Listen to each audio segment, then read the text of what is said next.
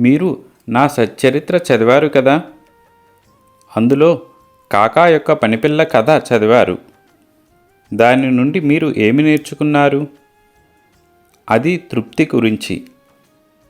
కానీ అందరిలో మిమ్మల్ని మీరు చూసుకోవడం మరియు వారిలో మీరు ఉండడం వాస్తవం.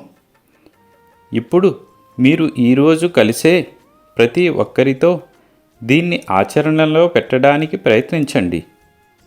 మీ జీవిత భాగస్వామి, పిల్లలు, రోడ్డుపై ఉన్న ఎవరైనా, మీకు విభేదాలు ఉన్న వ్యక్తులు కూడా.